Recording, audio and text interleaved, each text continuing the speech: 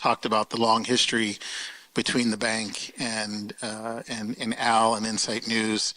So I won't rehash it because I know that some of you have been here before. But what I would say is that these have been really powerful and important discussions on many levels. And the origin story was really my team and I talking about how we both empowered and enabled those in the community who were actually doing the work. And while, yeah, we can clap for that. While we as an organization and as a bank find ourselves in a position to support and fund many of the initiatives that most of you drive, this is really about all of you. It's about the people on the front lines who are actually doing the work in community. And we all have an important role to play in this process of improving communities because we actually have shared interests here. And I don't think that gets talked about enough, is the shared interest between communities and business. Nobody wins when communities aren't at their best.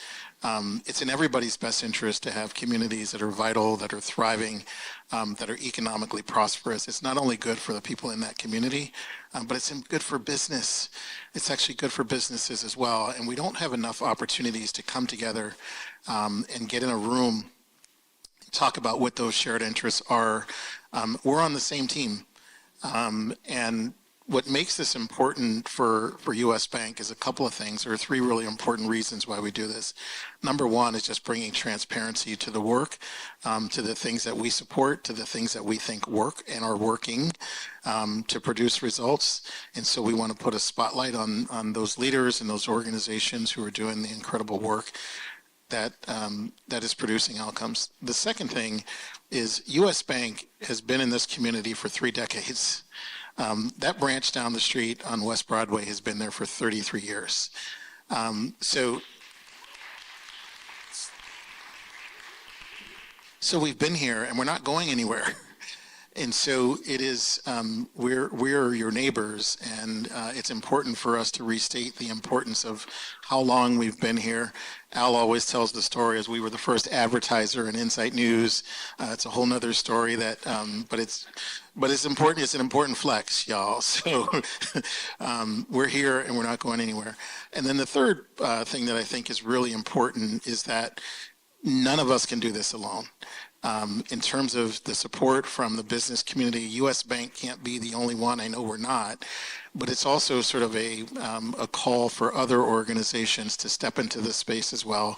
We recognize we can't be the only organization. We can't be the only bank. We need everybody. We need an entire ecosystem of businesses. We need big banks and small banks and credit unions and CDFIs, and we need other corporations and large businesses and small businesses.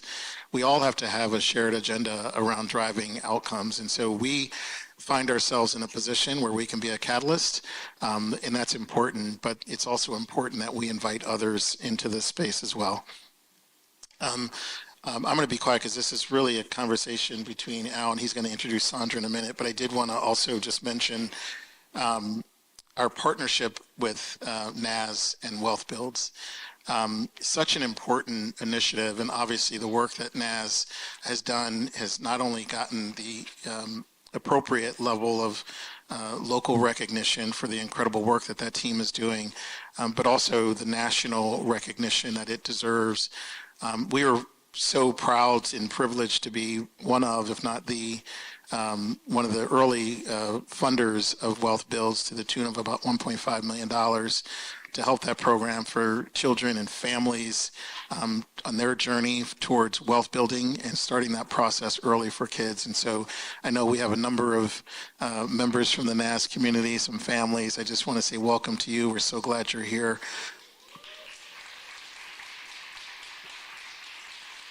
I want to just quickly thank Maya and the team here at the Capri Theatre, the historic Capri Theatre. I always feel a sense of heft and gravitas every time I walk in here, and I just remember saying to Maya, I want to do some things at the Capri Theatre, and I know she was like, well, we'll see if he just talking smack. But thank you for always welcoming us back. I want to thank my team, members of my team who are here, Latea, Susan, Ziad, and hopefully I didn't miss anybody, the team at RMG, and all of you for being here again. That's my opening, and Al, I'll turn it over to you to introduce Sondra. So thank you guys so much. Greg, thank you so much. Thank you all for being here.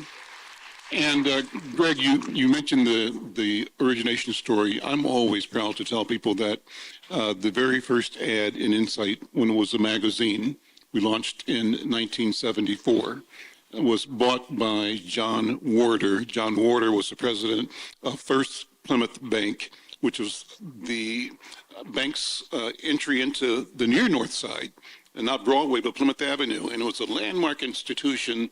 John Warder, a landmark leader in our community, a legacy builder, and he encouraged the 23 or 24-year-old Al McFarlane, who came to him with a vision and a dream, an intention of being able to tell our story to ourselves and to the world in a way that reflected the truth of our reality, the value of our aspirations, and the commitment we would bring to being the best citizens we could be as a community, but also creating a world in which we win. So you talked about collaboration. Collaboration is so important, and I simply want to restate that, reemphasize it, Greg, to say that the collaboration that you are leading is collaboration that will encourage, allow, support the outcome. And the outcome, Warren McLean, is that we're going to win. Our community is going to win. Neon, NAS, all of the organizations here, we're working together, as you said, and our goal is to win. And I tell you that victory is inevitable and imminent. It is at hand. So with that, thank you so much. And let me invite Sandra up. Come on up, Sandra. And as you're coming here, thank you so much for being here. You and I go back a long ways. I said to her before she got here that I remember often an interview I did with her, one of the first ones of several, where she and I were standing on the corner down here on maybe DuPont and West Broadway, and we were observing and talking about, and she was really preaching and teaching, sharing the pain she experienced on having to grieve over the murder of a young person on that corner. And she was both eloquent, passionate, compassionate, and clear. And she spoke with an urgency about how we must be involved in building and keeping and growing community. And Sondra, you've been doing that. You've been doing the work. So thank you so much for being here. And I'm pleased to have this conversation with you. Just so people know, we're taping this show here today at the Capri Theatre, the wonderful Capri Theatre. This is the Paradise Room, I believe. And paradise is where we belong. Yes. So this is the right place for this conversation. And this will be broadcast on our KFAI Conversations with Al McFarlane program, also streamed across the multiple platforms, streamed on YouTube, the Insight News channel, streamed on the Black Press USA channel of YouTube. We'll be streaming it to LinkedIn and to our Facebook platforms as well. And we'll be asking all of you, when you see the program hit, to grab it and share it to your networks. We want to make these programs go viral, and you have a role to play in that. So watch for it. And when it comes to your inbox, you know what to do. Share it, like it, make a comment, create a conversation. Sondra, let's talk about you and your work. And what I often do, before I ask you even to talk about NAS and the program about building wealth that we're going to focus on today, is talk about Sondra Samuels. What's your story? How have you come to this work, and what have you learned in your journey so far? Yeah, thank you, Al. It's so nice to be back here with you. We got a 30-year history. So great to be in conversation with you again. And Al, before we do that, so the Northside Achievement Zone is collaborative at the core. We know that parents can't do it alone, schools can't do it alone, none of us can. We need each other, right? And Ujima, we need each other. And so we got a lot of NAS parents here. If the parents are in the house, could you say ho? And we got a whole heap of NAS partners in the house. If you're a NAS partner, say ho. Okay, we got staff in the house. If you're part of the team, say ho. Okay, we got board members in the house, and one of our board members is actually on U.S. Bank. I mean, part of U.S. Bank as well, so we're in the family with U.S. Bank. Right. And so if you're a board member, say ho. Okay. I think, and if you Sondra's boyfriend, say ho. So I think I covered everybody. But yeah, so Al, I tell you, I love that you start that way. So I'm 60 this year, and yes, and I love being 60. Yeah. And I'm going to make this the best year of my life, the best decade of my life. But I'm originally from New Jersey. And I tell everybody, you've heard a lot. You know, I was born in the same hospital as Queen Latifah and Whitney Houston. I rap, I don't sing. And what made me, so the daughter of sharecropper, family of sharecroppers from Georgia, North Carolina, South Carolina, who came up part of the big migration north with the promise, you know, of a better land and more opportunities. My father thought that, you know, nigger was what you just were called. He was in Georgia and had a 9th grade education and then came up north when everybody, that part of that great migration. My mother went to a college near Birmingham, Alabama, and had to get smuggled out because the White Citizens League were coming to get all of the students who weren't from Alabama because they thought that they were like interlopers like MLK. Agitators. Yes, they thought they were agitators. So professors actually snuck her out of the house, out of Alabama, and she never returned to school. She was from a family of 11 and came north and worked as a nanny for a white family. And then became an executive assistant, you know, after some years. My father got a break and became a longshoreman and was part of the union. And so, but growing up in Newark, we left Newark. So here's a couple things we're just defining that have kind of led me to today. When I was in the 3rd grade, we left Newark and moved to Scotch Plains, New Jersey, which is similar to Edina. And me and my sister integrated the school. And we came in the middle of the year, and most of the kids who graduated from high school were like 18 and 19. They were like 19 because whenever black kids moved to Scotch Plains, they would put them back a year. So they said, you know, we're going to need them to repeat their grade. And my mother said, oh, no, you test them. You don't track them. And if they can't pass, then of course. And so my sister was the great student. I was not. And, you know, I just saw the sea of white teachers that I knew expected me to fail. And I knew I was going to get my butt beat if I did, because then my mother was standing there. And but instead of hearing, well, my nickname is Sandy, instead of hearing the school system in Newark is not up to par with this school system here, is what they were saying. What I heard was, Sandy's not smart enough. Right? And that stuck with me my whole career, Al, like always second guessing myself. In fact, when I was in college and pledging Delta Sigma Theta, hey, soror, one of my sorors that I was online with, we were like, you know, what kind of animal would you be? What kind of car if you were a car, what would you be? And I loved BMWs, but my struggle with esteem, because I had borrowed beliefs of what a black girl and boy could be in America and inherited assumptions that were all wrong. But I had internalized it.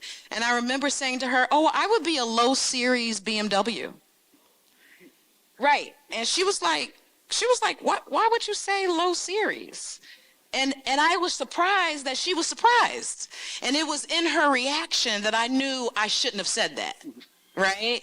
But the esteem was there, and then all these young black men that I knew and loved, from Butch, both community members and cousin Skip, were being murdered routinely. And I kept saying, is this a black problem? Like, what's going on? My little mind couldn't figure it out. And then, you know, was able to go away to 2 historically black colleges and universities, Morgan State University, Atlanta University. Then I did Peace Corps in Africa for a couple of years. And that question, though, always drove me. And as I got older, I started understanding the the systemic racism, right? And the historic racism, the structural racism that created this insecure little girl, right? That I knew it was happening to so many of our kids, and then the violence. And so I knew I wanted to be part of that solution because I knew that we were a worthy people, a dignified people with a rich history. And yeah, and that there was a system though that I needed to be a part of, challenging. And so when I moved here after, all of that and traveling around, and my husband and I got married, and we wanted to be in North Minneapolis. It was like we felt like our ancestors were calling us here and that they had prayed us here. And we wanted to be part of change, part of a community. Like you. Al, you've been on the North Side for how long? Since 73. Since 73. You got us beat. But I wanted to be here with our people and part of the movement that had started well before us. But we wanted to be part of that chain of transition. What a wonderful beginning. This is going to be an easy interview, you can tell. So my job is simply to listen, and I love listening to you, Sondra. I said that before, and you certainly are going to fulfill that today. But let me ask you then to go from there to talk about the mission and the work. Yes. Let's do NAS 101. Yes. Give people a baseline. Then we'll move into the wealth project that you're moving into. And then finally, we're going to come back to the personal side.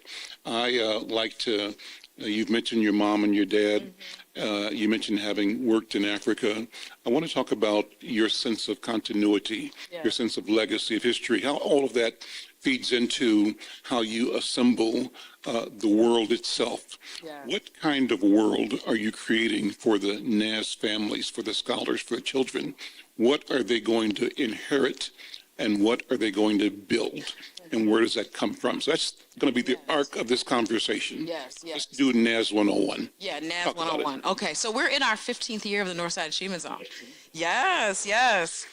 And we evolved from the Peace Foundation. I remember that public engagement, community empowerment. And so we were working on, my husband and I and a whole team of people, ending local violence. But we knew violence wasn't the problem, and that there was a solution, right? And there was a deeper problem.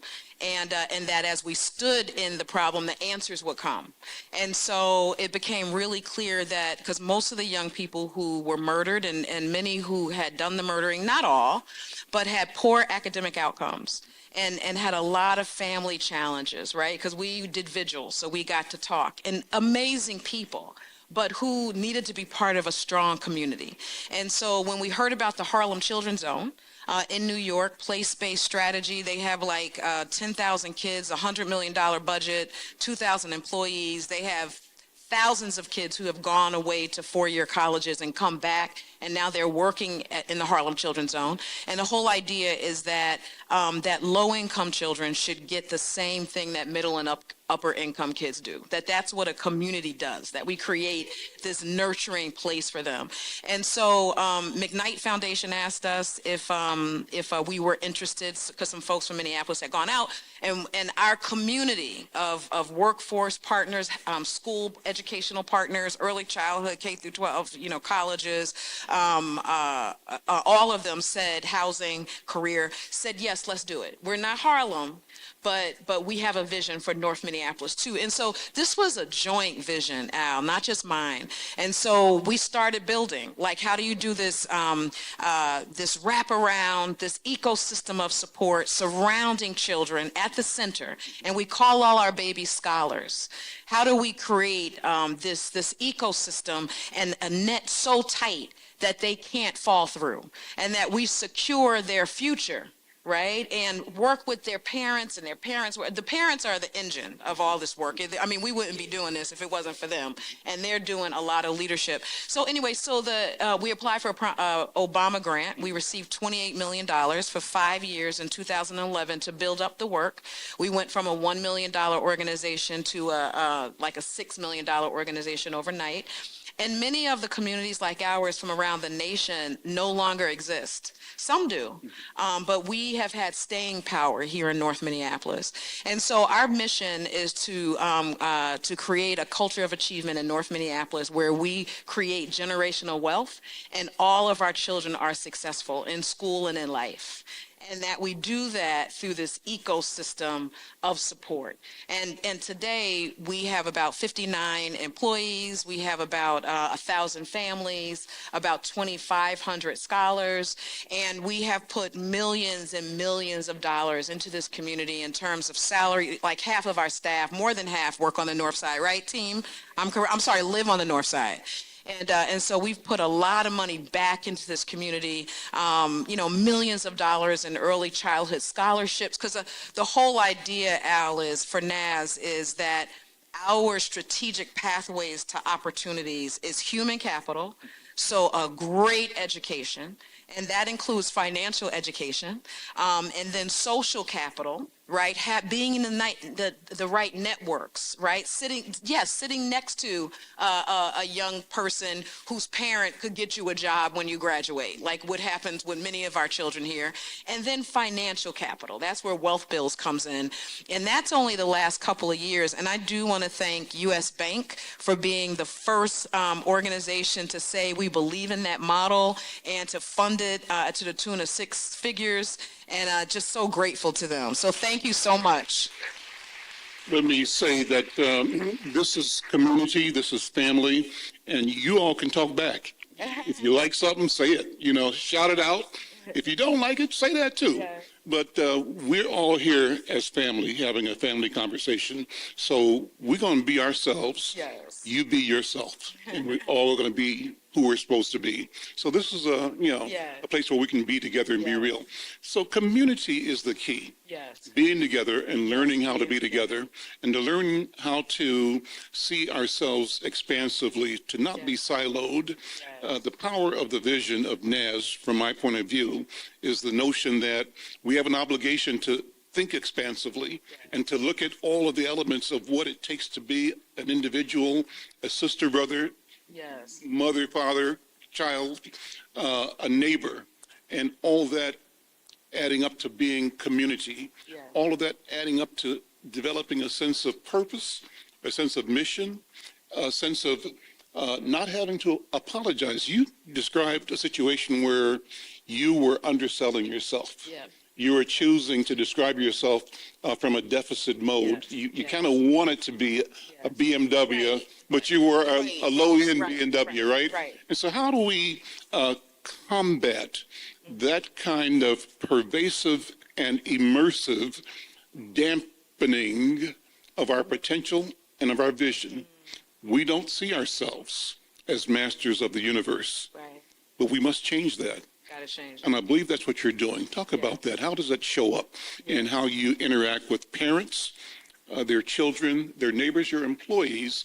It's so important to me, Sondra, that you talked about the millions that you invest in community, not that you're investing it in project this, project that, which you are, but you said salaries.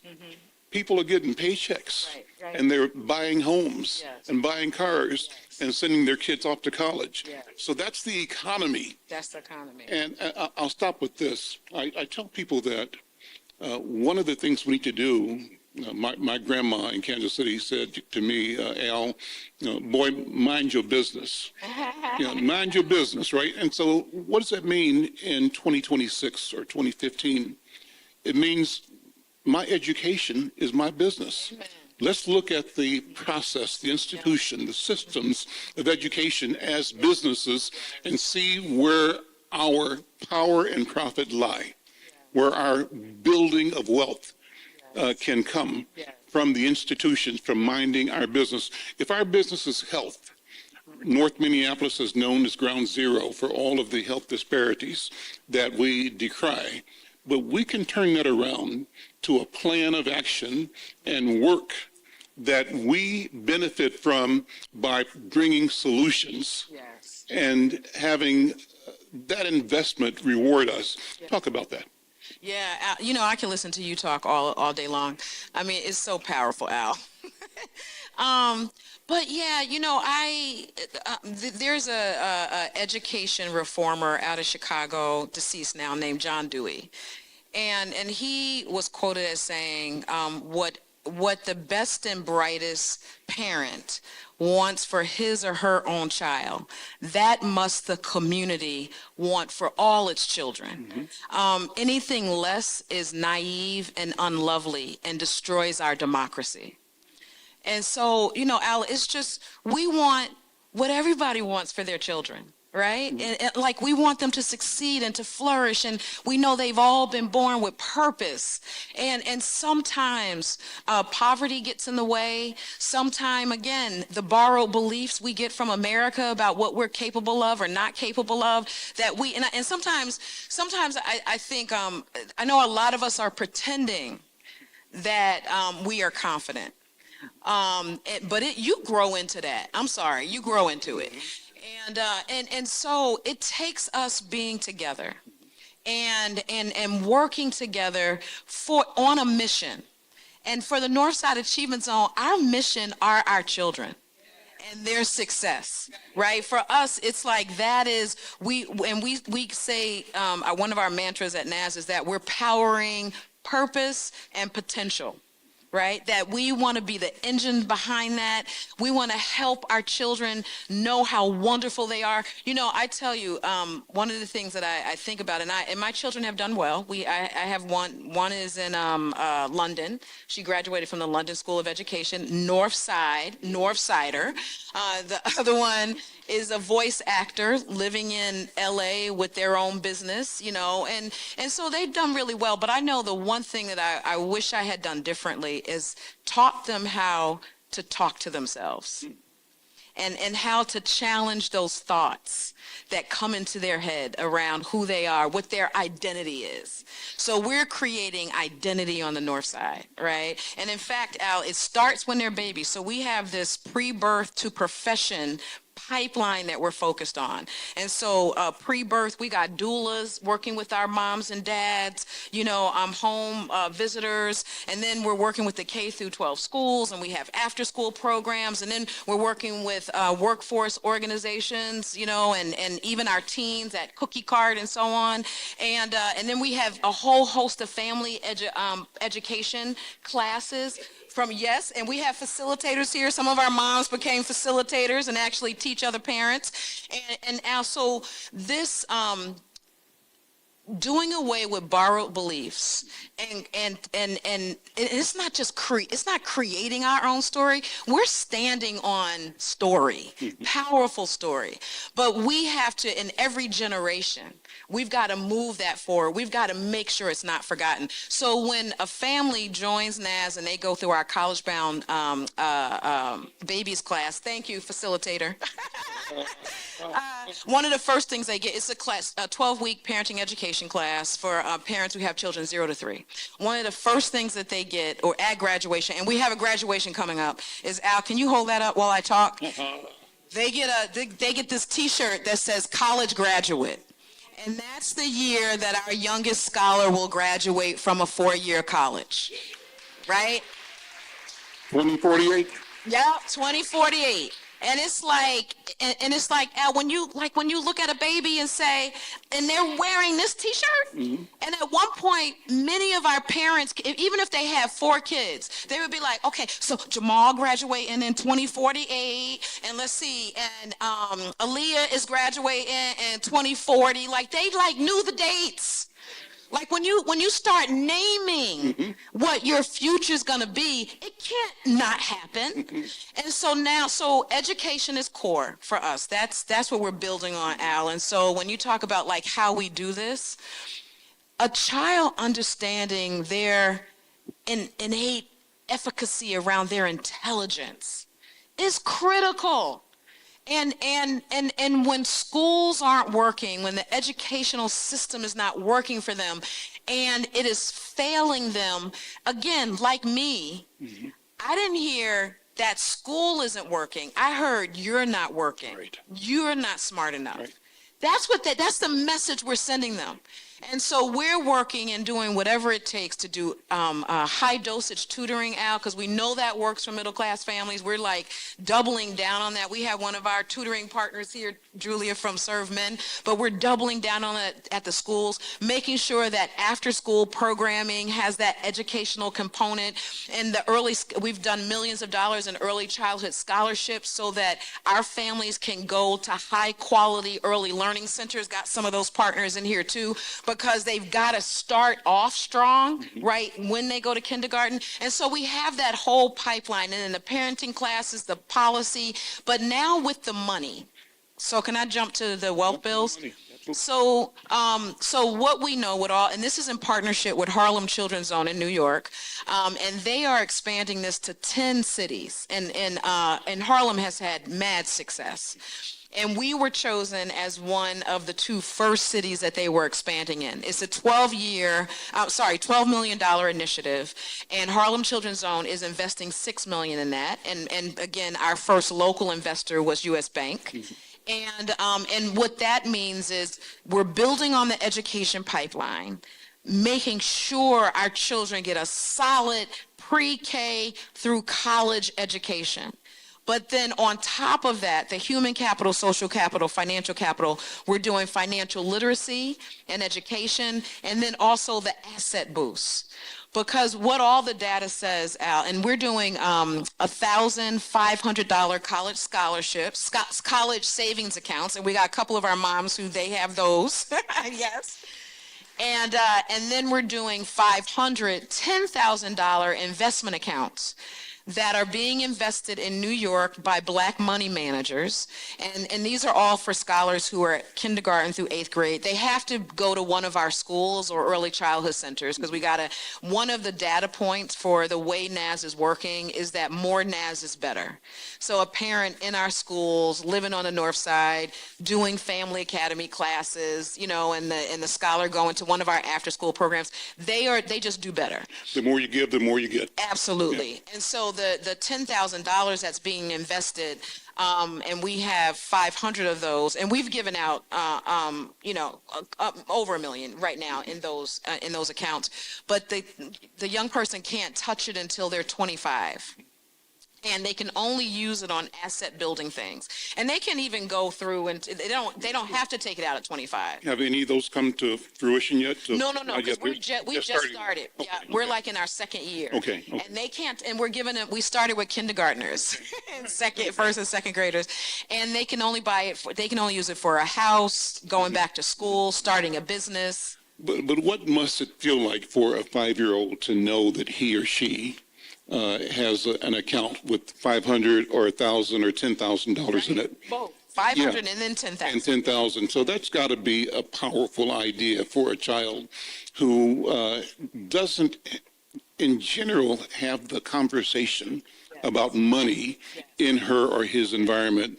This is changing the game completely. Yeah. And then our parents are talking to their children about money and about income and about savings and reducing debt and retirement, and asset producing things. So the conversations are now happening, as well. So let me do this. I wanted to ask you, so when did NAS start again? What year? 15 years ago. So when you showed up, maybe the year or 2 or 3, when you were planning and moving towards NAS, give me an idea of how you described North Minneapolis in our community. What was the narrative that you observed? What did you see? Yeah. And I want you to say that and then reflect on what you see today. Right. What's been the consequence?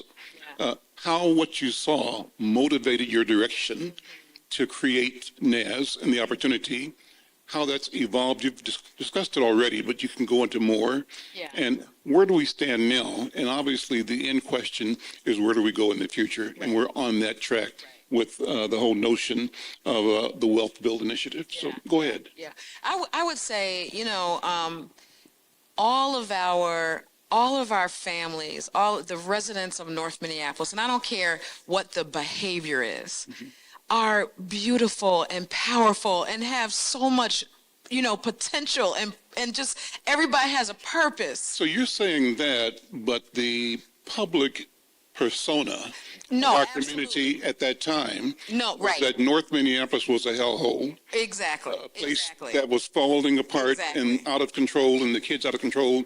But you didn't see it that way. Right, right. And now that's the thing, that's what I'm saying. So, and here we go with borrowed beliefs. But anyway, because then you start acting out. Sometimes if you have a certain identity, it drives your actions, right? And so it what like high crime, don't go to North Minneapolis for sure, don't move there. We have a lot of middle class black friends who said they would not live in North Minneapolis, right? And that the schools were terrible, you weren't going to get an education, you'd get shot if you were here, and just that there was nothing, businesses were not thriving, right? This was just not a place to raise your kids and to have a family. And not true, but that was the narrative, and that too many of us bought into, by the way. Whose interest did that serve? Why did we adopt that? Why did we believe these negative things about ourselves? Yeah, yeah. I think, Al, it has everything to do with not understanding history. And the historical nature of what has caused the gaps that we're seeing in education and home ownership, and income, right? Mental health, like we could just go maternal health. Like there's a gap, like in every sphere of life. And in fact, if we eradicated the wealth gap, that would add $5 trillion to our economy in 5 years. $5 trillion. But I think, Al, so it's not just the broader community not understanding the history of what got us here. Like we're on the tails of, slavery, and then Jim Crow, and then even when the Social Security Act was passed, it wasn't for occupations that our families were in, right? Like maids and janitors and the folks on the train. None of the industries that we were in couldn't get, and then of course couldn't get Social Security, and then the GI Bill, right? Coming back from the war, white men could get loans but black men couldn't. And then the redlining, right? That we couldn't get mortgages. I mean, there's so many reasons. And when you understand them, you understand that it's not about the people, it's about a system that we inherited, Al. And so I think so nobody benefits. And as you said, we're being told it's you. Right. You are deficient, but it's not you at all. Yeah, that's when you don't understand the historical nature of this and the persistent nature of it, right? And the systems and I tell you, the thing that I struggle with so much is that so the achievement gap, I'm gonna get back to education. And who it benefits and who it doesn't, and why things aren't changing. Of all the places in all of the country, Minnesota is most stubborn when it comes to a willingness to educate all of its children. And so we talk every year about the achievement gap. In fact, many foundations no longer fund education because they put so much money into it and no return. But here's one gap in education. Last year, for Minneapolis public schools, whereas 75% of white kids were reading at grade level, only 17% of black kids were reading at grade level. So that's the gap. And then on the north side, just 10% were reading at grade level. So 90% not, right?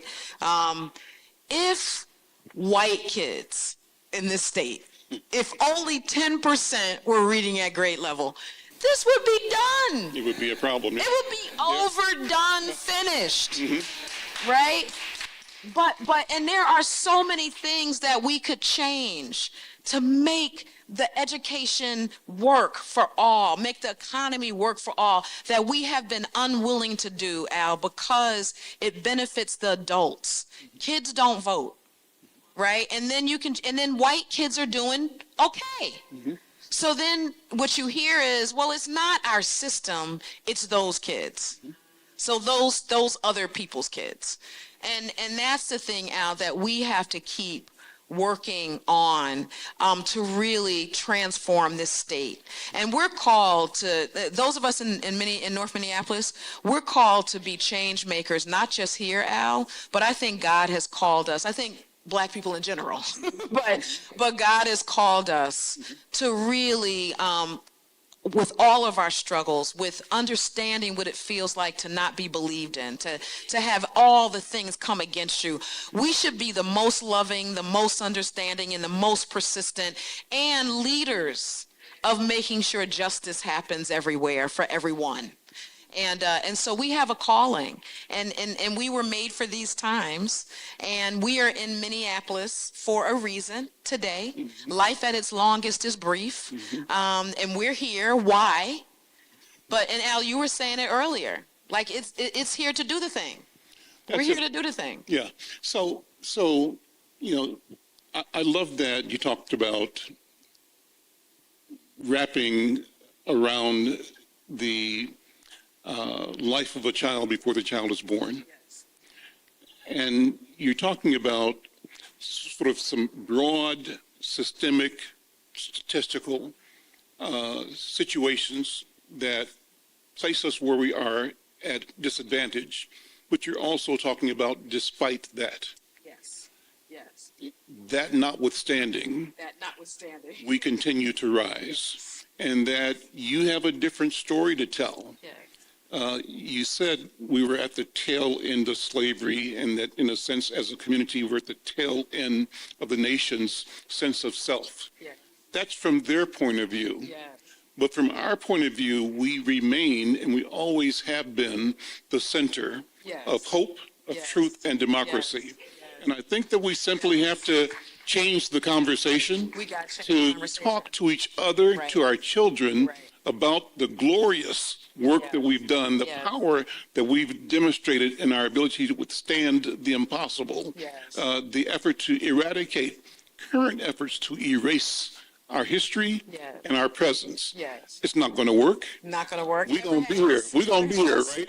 And that's the story we have to say more every day, all day, to ourselves, to our children, and to the rest of the world, that in the sense of mission that you've described, Sondra Samuels, our description and the power of our voice will not only save us, it has to save us, but the saving us will save everybody. Yes. That's the mission. Amen. That's the mission. Yeah. And we're here for that reason. We're here for that reason. And we can do it. We can do it. And NAS is doing it. Yeah, thank you. And building wealth is one of the tools. It's now, one of the tools. You've got to, and you are, realigning, reconfiguring how we think about money and wealth. Yes. We've been victimized there as well. Mm-hmm.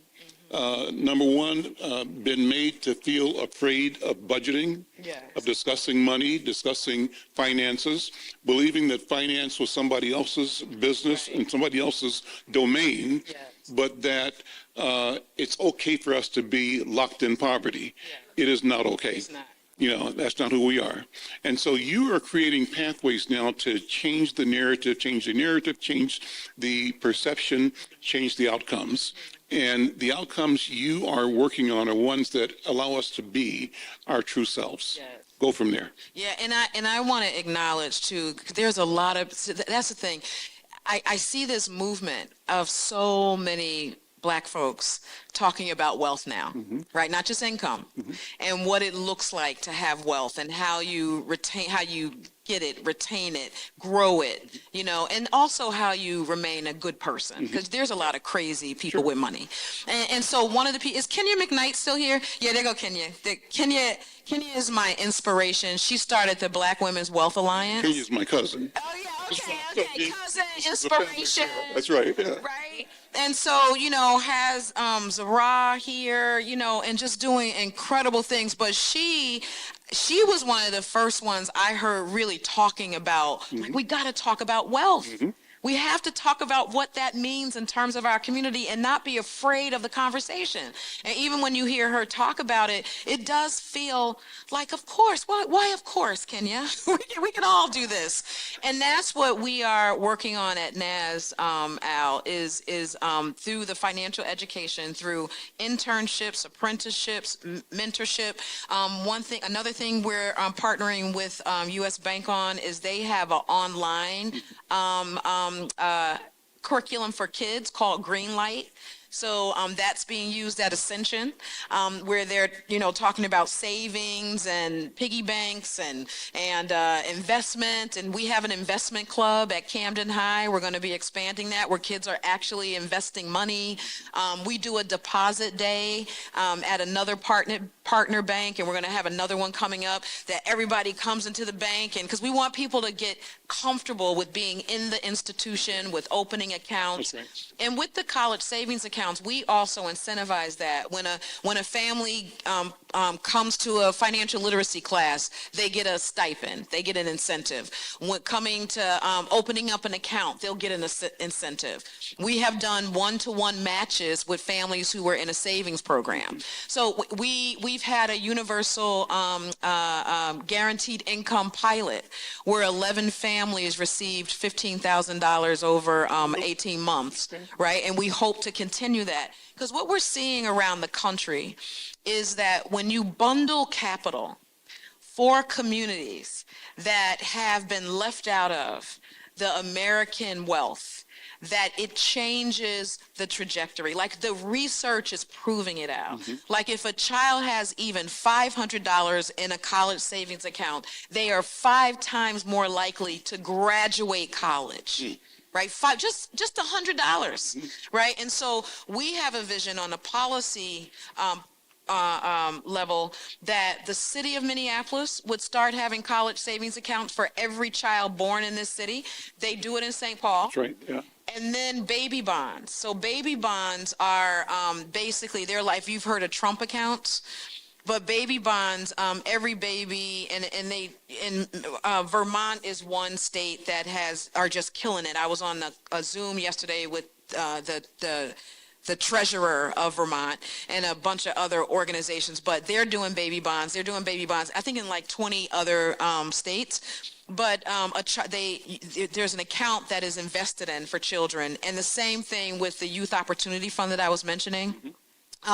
But and usually at the end, they from the initial investment, $25,000-$30,000, the young person can withdraw.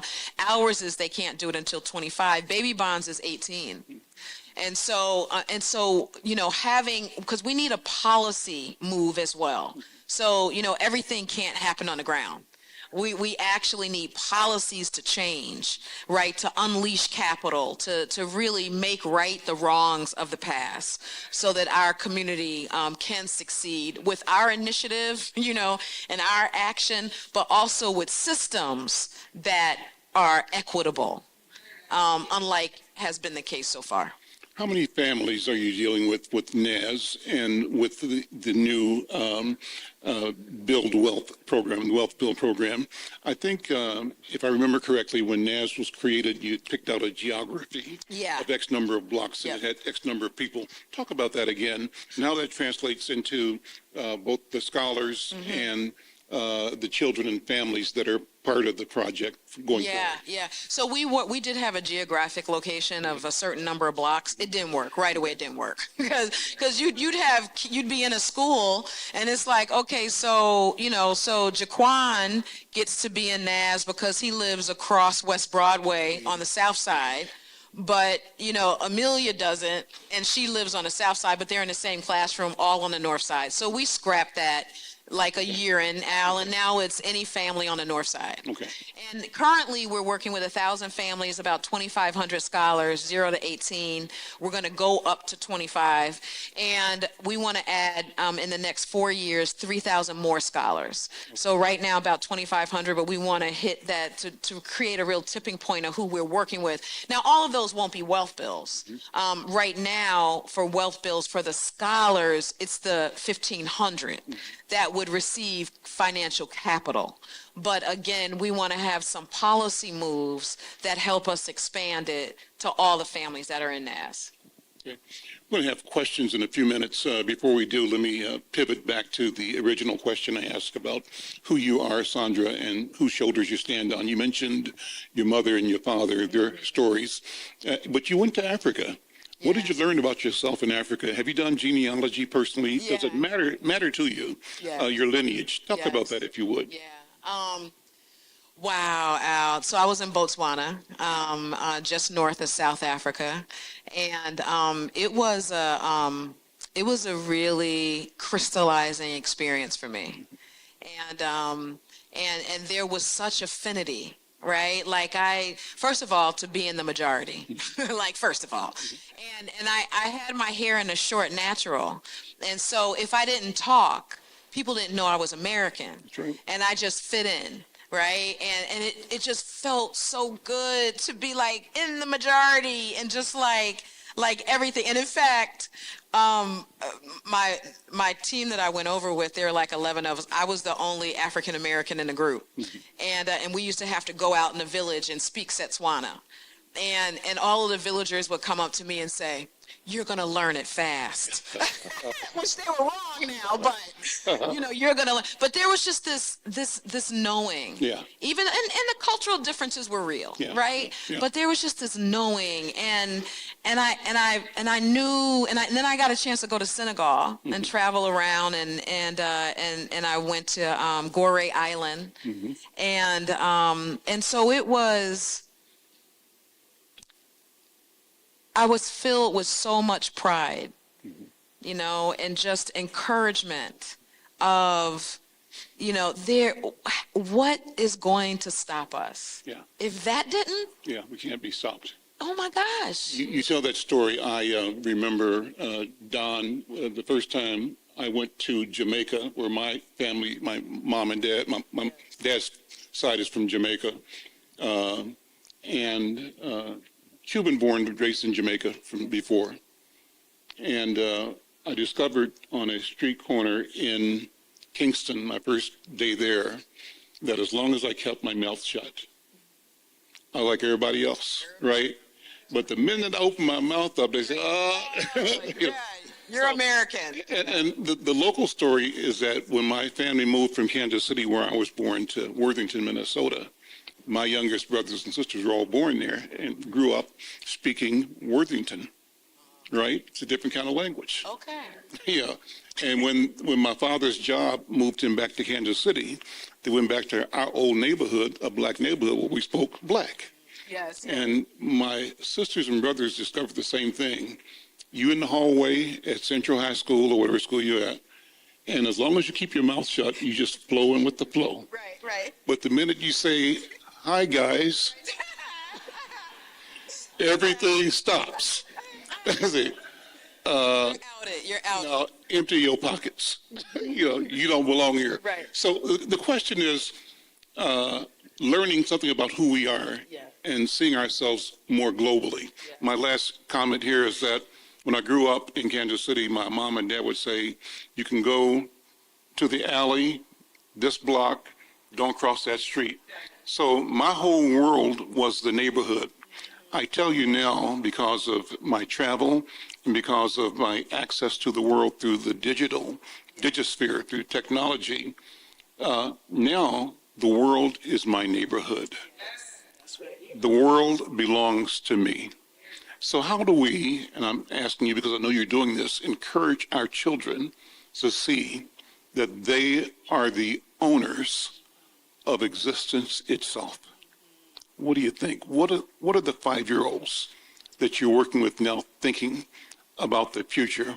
What are you building for them? And as you watch them, what do you predict they're going to build for the world that is coming? What do you think? Oh my gosh, our kids are so limitless. It's incredible. And like with our moms right here, right? Their kids are okay. Like they know all about parenting, education, what discipline is for. They're talking to them about college, about wealth.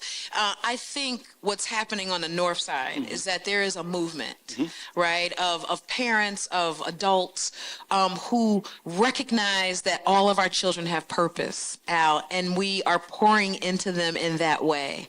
And we're doing it as an ecosystem, right? Wherever they go, there's an expectation that they are going to succeed. There's an expectation that they are not alone, and that that we are powering their purpose and their potential. And I know there's a lot of dangers to AI, but I want us as a African American community to start talking about that more, like really, really in earnest, around how it can transform, it can democratize education. Because with AI, every young person, and many of our young people in NAS are like a critical mass, are like a grade behind. Like they're, because of COVID and teacher strike and George Floyd uprising and the aftermath and Operation Metro Surge, all of these reasons, right? But we know that with AI, with that technology, every child could have their own tutor. Now we got to put guardrails on, don't get me wrong. Sure. Every teacher could have their own assistant. And the tutor could individualize your learning, and the teacher's getting support for that. And there are places in the country where it's really working. And I, like Al, for our kids, I want to, how do we utilize, because it's not going away. AI is not going away, right? We can put our head in the sands all day long. And my thing is, how can we be on the right side of change? That's right. How do we create what is being called AI justice? Yes. Algorithmic justice. How do we use our affinity for the notion of justice and apply it to the future in technology? We're doing that. AI justice. So listen, we're going to ask if there's questions or comments from the audience. As anybody who wants to come to the side here for a question or comment, say your name and raise the question or say the comment. Before we do, Sondra, let's say it's now, what's today's date? May 5th, May 6th? May 5th, May 6th, 2026. Teleport your mind and our spirits to May 6th, 2126. Oh, gosh, okay. Today is May I'm 6th. dead. Okay, but no, I got you. Today, no, we can go anywhere now. We can go anywhere. We can go anywhere. Right, we can go forward, That's right. go backwards. That's right right. now, we're looking at 100 years from now. Yes. And, as we look at each other and I say, Sondra, we won. Yeah. We won. Yeah. How does it look? Describe this neighborhood after we have won. Describe the world after we have won. Wow. That's so powerful, Al. So first of all, we'd have a community that was built on this understanding of who we were, our identity as divine, as worthy, as capable, and like this sense of identity would be driving everything we build and do. So we would have the best schools, first of all, like pre-K all the way through to college. But the schools in the neighborhood would be schools that have waiting lists because everybody wants to go there, right? Like the best schools, everybody knows it. And the kids there have the latest technology, and they are, digital natives, and they're looking towards the future, and they care about community, right? And they care about their brother and sister and the young boy or girl standing next to them, right? And that our businesses, oh my gosh, our businesses. Like we got a jazz club over there, and it has the best wine, a lot of red wine. And then we have, just a skating ring for the kiddos. We got a bowling alley. We have a dry cleaners, a shoe repair, a bookstore. Oh my gosh, we got bookstores and coffee shops. I mean, and then we have businesses that we own, real estate developments that we own, homes that are beautiful and cared for, and where we're taking care of each other, right? That is not just about my success. It's about our success, and that's how we roll. And we're having conversations, and the conversations are such that a person showing up would say, I just met some philosophers. That the language we speak is the language of philosophy, the language of understanding and knowing what it means to be, right? You are bringing that, we are bringing it. Sondra Samuels, thank you so very much. Thank you for all of the NAS parents and NAS families and all of your partners. Thanks to you, Greg, and all your team at US Bank. Thanks for making this program possible. Obviously, thanks to the Capri. This is a wonderful the Capri, venue for this conversation. And I want to shout out Sharon Smith-Akansanya, the Ray McKenzie Group, and Devar McGee, Big Bar Productions, for doing the video work. And to all of you who have come today, we hope we can continue this series in the future. It's worth doing. Thank you so much.